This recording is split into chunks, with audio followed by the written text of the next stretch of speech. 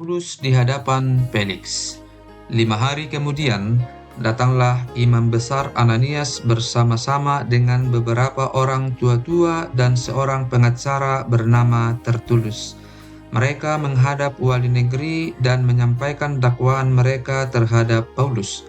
Paulus dipanggil menghadap dan Tertulus mulai mendakwa dia, katanya, "Felix yang mulia, oleh usahamu kami terus-menerus menikmati kesejahteraan, dan oleh kebijaksanaanmu banyak sekali perbaikan yang telah terlaksana untuk bangsa kami.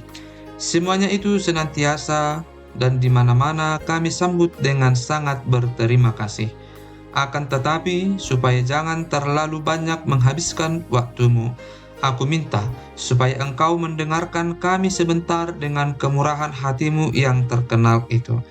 Telah nyata kepada kami bahwa orang ini adalah penyakit sampar, seorang yang menimbulkan kekacauan di antara semua orang Yahudi di seluruh dunia yang beradab, dan bahwa ia adalah seorang tokoh dari sekte orang Nasrani. Malahan ia mencoba melanggar kekudusan bait Allah. Oleh karena itu, kami menangkap dia dan hendak menghakiminya menurut hukum Taurat kami. Tetapi kepala pasukan Lisias datang mencegahnya dan merebut dia dengan kekerasan dari tangan kami, lalu menyuruh para pendakwa datang menghadap engkau. Jika engkau sendiri memeriksa dia, dapatlah engkau mengetahui segala sesuatu yang kami tuduhkan kepadanya."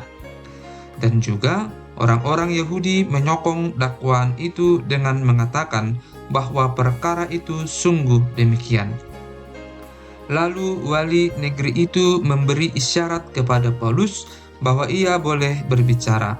Maka berkatalah Paulus, "Aku tahu bahwa sudah bertahun-tahun lamanya engkau menjadi hakim atas bangsa ini. Karena itu tanpa ragu-ragu aku membela perkaraku ini di hadapanmu. Engkau dapat memastikan bahwa tidak lebih dari 12 hari yang lalu aku datang ke Yerusalem untuk beribadah. Dan tidak pernah orang mendapati aku sedang bertengkar dengan seseorang atau mengadakan huru-hara, baik di dalam bait Allah maupun di dalam rumah ibadat atau di tempat lain di kota. Dan mereka tidak dapat membuktikan kepadamu apa yang sekarang dituduhkan mereka kepada diriku. Tetapi aku mengakui kepadamu bahwa aku berbakti kepada Allah nenek moyang kami dengan menganut jalan Tuhan, yaitu jalan yang mereka sebut sekte. Aku percaya kepada segala sesuatu yang ada tertulis dalam hukum Taurat dan dalam kitab nabi-nabi. Aku menaruh pengharapan kepada Allah, sama seperti mereka juga, bahwa akan ada kebangkitan semua orang mati, baik orang-orang yang benar maupun orang-orang yang tidak benar. Sebab itu, aku senantiasa berusaha untuk hidup dengan hati nurani yang murni di hadapan Allah dan manusia. Dan setelah beberapa tahun lamanya, aku datang kembali ke Yerusalem untuk membawa pemberian bagi bangsaku dan untuk mempersembahkan persembahan-persembahan. Sementara aku melakukan semuanya itu, beberapa orang Yahudi dari Asia mendapati aku di dalam bait Allah sesudah aku selesai mentahirkan diriku tanpa orang banyak dan tanpa keributan. Merekalah yang sebenarnya harus menghadap engkau di sini dan mengajukan dakwaan mereka jika mereka mempunyai sesuatu terhadap aku. Namun biarlah orang-orang yang hadir di sini sekarang menyatakan kejahatan apakah yang mereka dapati ketika aku dihadapkan di mahkamah agama. Atau mungkinkah karena satu-satunya perkataan yang aku serukan ketika aku berdiri di tengah-tengah mereka, yakni, karena hal kebangkitan orang-orang mati, aku hari ini dihadapkan kepada kamu." Tetapi Felix yang tahu benar-benar akan jalan Tuhan menangguhkan perkara mereka, katanya, "Setibanya kepala pasukan Lisias di sini, aku akan mengambil keputusan dalam perkaramu." Lalu ia menyuruh perwira itu tetap menahan Paulus, tetapi dengan tahanan ringan dan tidak boleh mencegah sahabat-sahabatnya melayani dia. Dan setelah beberapa hari datanglah Felix bersama-sama dengan istrinya Drusilla, seorang Yahudi. Ia menyuruh memanggil Paulus, lalu mendengar daripadanya tentang kepercayaan kepada Yesus Kristus. Tetapi ketika Paulus berbicara tentang kebenaran, penguasaan diri, dan penghakiman yang akan datang, Felix menjadi takut dan berkata, "Cukuplah dahulu dan pergilah sekarang.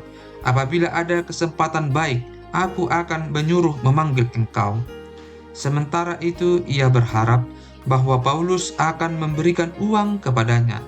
Karena itu ia sering memanggilnya untuk bercakap-cakap dengan dia. Tetapi sesudah genap 2 tahun, Felix digantikan oleh Porcius Festus, dan untuk mengambil hati orang Yahudi, ia membiarkan Paulus tetap dalam penjara. Paulus di hadapan Festus naik banding kepada Kaisar. 3 hari sesudah tiba di provinsi itu, berangkatlah Festus dari Kaisarea ke Yerusalem. Di situ imam-imam kepala dan orang-orang Yahudi yang terkemuka datang menghadap dia dan menyampaikan dakwaan terhadap Paulus. Kepadanya mereka meminta suatu anugerah yang merugikan Paulus, yaitu untuk menyuruh Paulus datang ke Yerusalem, sebab mereka sedang membuat rencana untuk membunuh dia di tengah jalan. Tetapi Festus menjawab bahwa Paulus tetap ditahan di Kaisarea dan bahwa ia sendiri bermaksud untuk segera kembali ke sana. Katanya, "Karena itu, baiklah orang-orang yang berwenang di antara kamu turut ke sana bersama-sama dengan aku dan mengajukan dakwaan terhadap dia jika ada kesalahannya." Festus tinggal tidak lebih daripada 8 atau 10 hari di Yerusalem. Sesudah itu ia pulang ke Kaisarea. Pada keesokan harinya ia mengadakan sidang pengadilan dan menyuruh menghadapkan Paulus.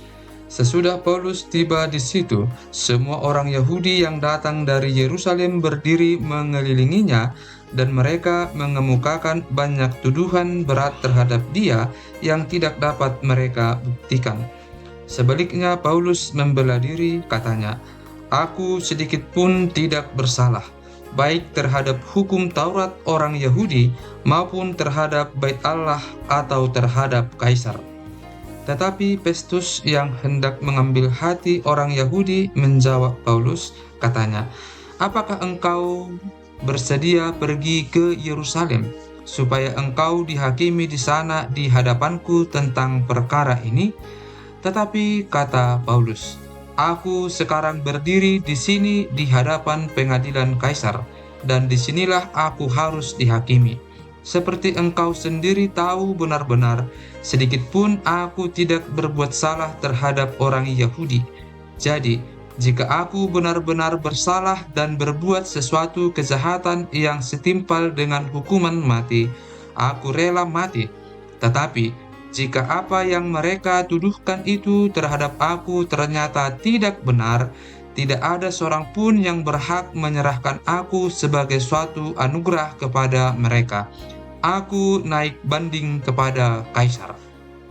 Setelah berunding dengan anggota-anggota pengadilan, Festus menjawab, "Engkau telah naik banding kepada Kaisar, jadi engkau harus pergi menghadap Kaisar." Paulus di hadapan Agripa dan Bernike.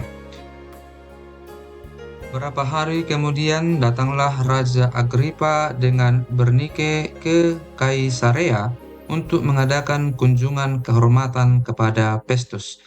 Karena mereka beberapa hari lamanya tinggal di situ, Festus memaparkan perkara Paulus kepada raja itu, katanya, "Di sini ada seorang tahanan yang ditinggalkan Felix pada waktu ia pergi.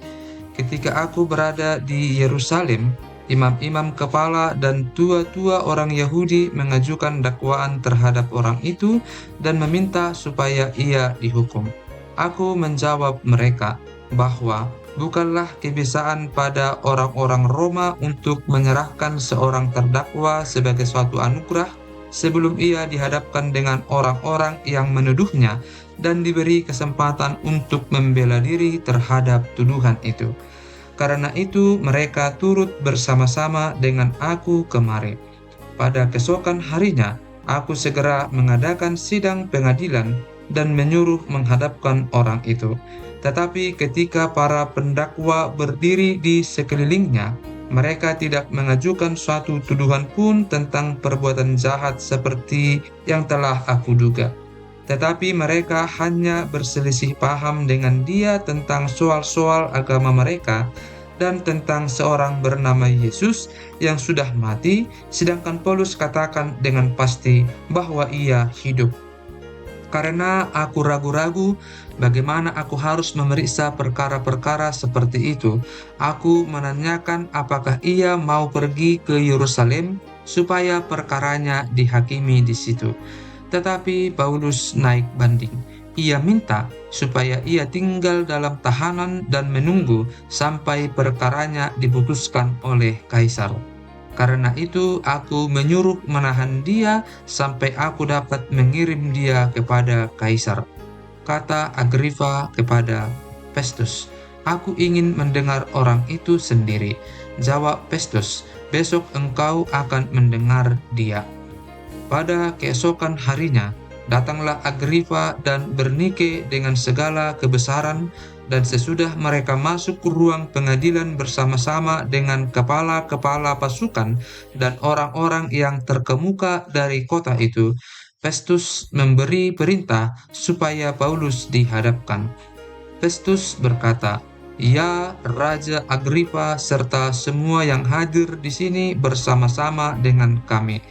Lihatlah orang ini yang dituduh oleh semua orang Yahudi, baik yang di Yerusalem maupun yang di sini. Mereka telah datang kepadaku dan sambil berteriak-teriak mereka mengatakan bahwa ia tidak boleh hidup lebih lama. Tetapi ternyata kepadaku bahwa ia tidak berbuat sesuatu pun yang setimpal dengan hukuman mati, dan karena ia naik banding kepada kaisar, aku memutuskan untuk mengirim dia menghadap kaisar. Tetapi tidak ada apa-apa yang pasti yang harus kutulis kepada kaisar tentang dia. Itulah sebabnya aku menghadapkan dia di sini kepada kamu semua, terutama kepadamu Raja Agripa, supaya setelah diadakan pemeriksaan, aku dapat menuliskan sesuatu. Sebab pada hematku, tidaklah wajar untuk mengirim seorang tahanan dengan tidak menyatakan tuduhan-tuduhan yang diajukan terhadap dia. Pembelaan Paulus di hadapan Agripa. Kata Agripa kepada Paulus, "Engkau diberi kesempatan untuk membela diri." Paulus memberi isyarat dengan tangannya, lalu memberi pembelaannya seperti berikut. "Ya Raja Agripa, aku merasa berbahagia karena pada hari ini aku diperkenankan untuk memberi pertanggungan jawab di hadapanmu terhadap segala tuduhan yang diajukan orang-orang Yahudi terhadap diriku, terutama karena engkau tahu benar-benar ada istiadat dan persoalan orang Yahudi. Sebab itu, aku minta kepadamu supaya engkau mendengarkan aku dengan sabar. Semua orang Yahudi mengetahui jalan hidupku sejak masa mudaku, sebab dari semula aku hidup di tengah-tengah bangsaku di Yerusalem. Sudah lama mereka mengenal aku, dan sekiranya mereka mau, mereka dapat memberi kesaksian bahwa aku telah hidup sebagai seorang Farisi menurut mazhab yang paling keras dalam agama kita. Dan sekarang aku harus menghadap pengadilan oleh sebab aku mengharapkan kegenapan janji yang diberikan Allah kepada nenek moyang kita dan yang dinantikan oleh kedua belas suku kita, sementara mereka siang malam melakukan ibadahnya dengan tekun. Dan karena pengharapan itulah, ya Raja Agripa, aku dituduh orang-orang Yahudi. Mengapa kamu menganggap mustahil bahwa Allah membangkitkan orang mati? Bagaimanapun juga, aku sendiri pernah menyangka bahwa aku harus keras bertindak menentang nama Yesus dari Nazaret. Hal itu kulakukan juga di Yerusalem. Aku bukan saja telah memasukkan banyak orang kudus ke dalam penjara setelah aku memperoleh kuasa dari imam-imam kepala, tetapi aku juga setuju jika mereka dihukum mati. Dalam rumah-rumah ibadat, aku sering menyiksa mereka dan memaksanya untuk menyangkal imannya, dan dalam amarah yang meluap-luap, aku mengejar mereka bahkan sampai ke kota-kota asing. Paulus menceritakan pertobatan dan panggilannya. Dan dalam keadaan demikian, ketika aku dengan kuasa penuh dan tugas dari imam-imam kepala sedang dalam perjalanan ke Damsyik, tiba-tiba, ya Raja Agripa, pada tengah hari bolong aku melihat di tengah jalan itu cahaya yang lebih terang daripada cahaya matahari, turun dari langit meliputi aku dan teman-teman seperjalananku. Kami semua rebah ke tanah, dan aku mendengar suatu suara yang mengatakan kepadaku dalam bahasa Ibrani, "Saulus, Saulus, mengapa engkau menganiaya aku? Sukar bagimu menendang kegalah rangsang." Tetapi aku menjawab, "Siapa engkau, Tuhan?" Kata Tuhan, "Akulah Yesus yang kau aniaya itu. Tetapi sekarang bangunlah dan berdirilah. Aku menampakkan diri kepadamu untuk menetapkan engkau menjadi pelayan dan saksi tentang segala sesuatu yang telah kau lihat daripadaku dan tentang apa yang akan kuperlihatkan kepadamu nanti. Aku akan mengasingkan engkau dari bangsa ini dan dari bangsa-bangsa lain, dan aku akan mengutus engkau kepada mereka untuk membuka mata mereka, supaya mereka berbalik dari kegelapan kepada terang, dan dari kuasa iblis kepada Allah, supaya mereka oleh iman mereka kepadaku memperoleh pengampunan dosa dan mendapat bagian dalam apa yang ditentukan untuk orang-orang yang dikuduskan. Sebab itu, ya Raja Agripa, kepada penglihatan yang dari surga itu tidak pernah aku tidak taat. Tetapi mula-mula aku memberitakan kepada orang-orang Yahudi di Damsyik, di Yerusalem, dan di seluruh tanah Yudea, dan juga kepada bangsa-bangsa lain, bahwa mereka harus bertobat dan berbalik kepada Allah, serta melakukan pekerjaan-pekerjaan yang sesuai dengan pertobatan itu. Karena itulah orang-orang Yahudi menangkap aku di bait Allah dan mencoba membunuh aku. Tetapi oleh pertolongan Allah, aku dapat hidup sampai sekarang dan memberi kesaksian kepada orang-orang kecil dan orang-orang besar. Dan apa yang kuberitakan itu tidak lain daripada yang sebelumnya telah diberitahukan oleh para nabi dan juga oleh Musa, yaitu bahwa Mesias harus menderita sengsara, dan bahwa ia adalah yang pertama yang akan bangkit dari antara orang mati, dan bahwa ia akan memberitakan terang kepada bangsa ini dan kepada bangsa-bangsa lain. Ajakan kepada Agripa untuk percaya. Sementara Paulus mengemukakan semuanya itu untuk mempertanggungjawabkan pekerjaannya, berkatalah Festus dengan suara keras, "Engkau gila, Paulus, ilmumu yang banyak itu membuat engkau gila." Tetapi Paulus menjawab, "Aku tidak gila, Festus yang mulia. Aku mengatakan kebenaran dengan pikiran yang sehat. Raja juga tahu tentang segala perkara ini, sebab itu aku berani berbicara terus terang kepadanya. Aku yakin bahwa tidak ada sesuatu pun dari semuanya ini yang belum didengarnya, karena perkara ini tidak terjadi di tempat yang terpencil. Percayakah engkau, Raja Agripa, kepada para nabi? Aku tahu bahwa engkau percaya kepada mereka." Jawab Agripa, "Hampir-hampir saja kau yakinkan aku menjadi orang Kristen."